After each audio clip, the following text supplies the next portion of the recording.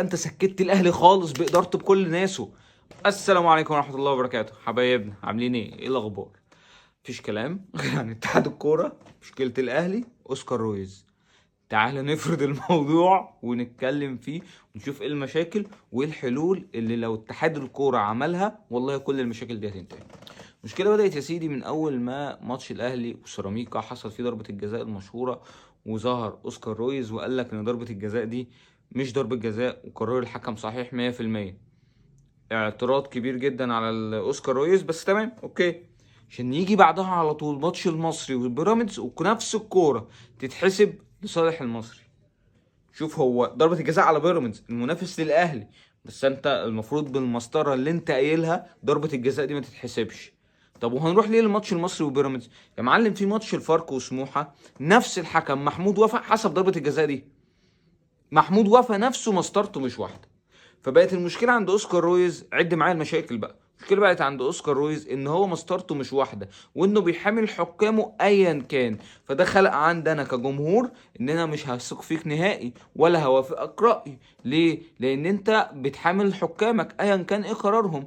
زي مثلا الماتش بتاع البنك الاهلي امبارح، البنك الاهلي جاب جون كان فيه شك ان هو اوفسايد، فلما عملوا الخطوط في جزء من الحارس كان مغطي الاوفسايد. هل انا كجمهور اقتنعت؟ لا، انا بقيت شاكك. ليه؟ لان انا حاسس ان الحكام دول مش كفاءه. المشكله بقت ان انت مش واثق في كفاءه الحكم، انت مش واثق ان الحكم ده هيكون ديك حقك. مش هقول لك هيظلمك، انا بتكلم في كفاءه وقدره، ما بتكلمش في ظلم خالص ولا بتكلم في مؤامرات. بيراميدز اللي كان بيقول انا مبسوط من الحكام، طلع تقارير صحفيه ان هو بيطالب بحكام اجانب لماتش الزمالك. بقت عندك مشكلة ان احنا شايفين ان انت بتطبل لحكامك ومع حكامك ايا كان القرار، فانا كجمهور مش واثق فيك نهائي. طيب دي مشكلة الاولى عند اوسكار رويز. المشكلة التانية عند اوسكار رويز ان هو طلع في لقاء ابراهيم عبد الجواد وقال لك ما طلبش مني اجيب حكام اجانب لماتش الاهلي اللي انسحب منه في ماتش الزمالك. اوسكار رويز وقال لك انا ما قلتش، انا ما فهمتش الترجمة دي عشان خاطر كده جاوبت غلط.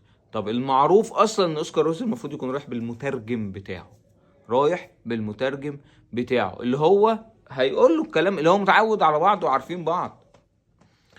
طيب بقى عنده المشكلة التانية. طيب المشكلة التالتة اللي ظهرت ايه بقى؟ ان الناس جت تحسب تكلفة الاستخدام حكام اجانب، قال لك من 50 ل60 الف دولار.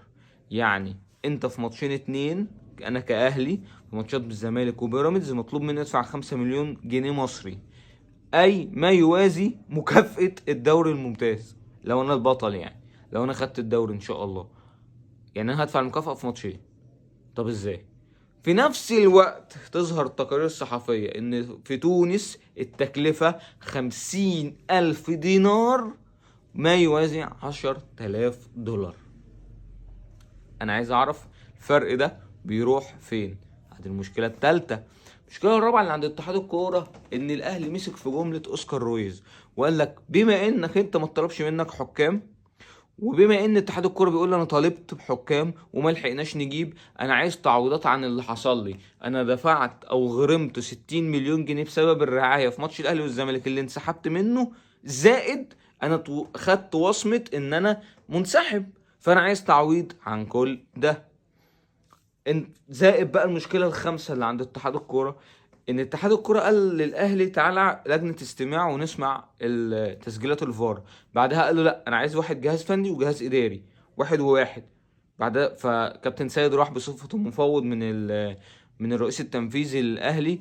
بعدها قال لك لا احنا قلنا يا جهاز فني يا اداري. فمشيت اللجنه اللي كانت رايحه اللي كان فيها ناصر عباس وخبير صوتيات واستاذ جمال جبر وكابتن سيد عبد الحفيظ، مشوهم. بعدها لما اتزنقوا في السؤال بتاع كابتن سيد لما قال لهم لو الجهاز الفني والاداري مشي بعد التعادل مع سيراميكا هتعملوا ايه؟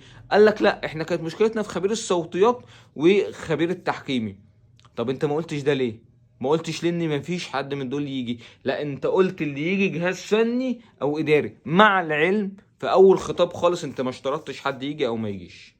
تمام؟ فبقى عندك كم مشاكل كبيره جدا. طيب دي المشاكل زي ما اتعودنا انا دايما هقول لك الحلول اللي الطبيعي تتعمل عشان خاطر اتحاد الكوره يحل المشاكل اللي هو فيها. دي الحلول اللي عشان خاطر اتحاد الكوره يحلها. اولا يطلع الخطابات اللي تم ارسالها لاوسكار رويز باثبات ان هو طلب منه حكام اجانب، فيثبت ان اوسكار رويز فعلا فهم الترجمة غلط وجاوب غلط. واحد.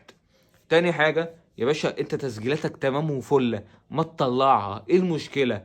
هي يعني ما بطالبش بحاجة غريبة. في الدوري الانجليزي حصلت في ماتش ليفربول وتوتنهام، بتحصل في الدوري الايطالي، بتحصل في الدوري الاسباني. طلع يا باشا، طلع يا باشا وبين ان انت دنيتك تمام. ايه اللي يخوفك؟ ما عندكش مشكلة. وكده يبقى انت سكت الاهلي خالص بادارته بكل ناسه. ما فيش بقى، ما تتكلمش معايا تاني. فانت هتسكته في حتة الحكام بتوع ماتش الزمالك، وهتسكته بحتة تسجيلات الفار بتاعت ماتش سيراميكا، وطبعا هتحل مشكلة ان انت مطلوب منك تعويض بقيمة 60 مليون جنيه من الاهلي. كل دي هتحل لك مشاكلك. بس انا شايف ان اتحاد الكورة مش هيحل مشاكله ومش هيعمل كده، لان في مشاكل تانية موجودة. في النهاية احنا قدمنا المشكلة وحلها. لو عجبك الفيديو متنساش اللايك والشير والسبسكرايب وفعل زر الجرس.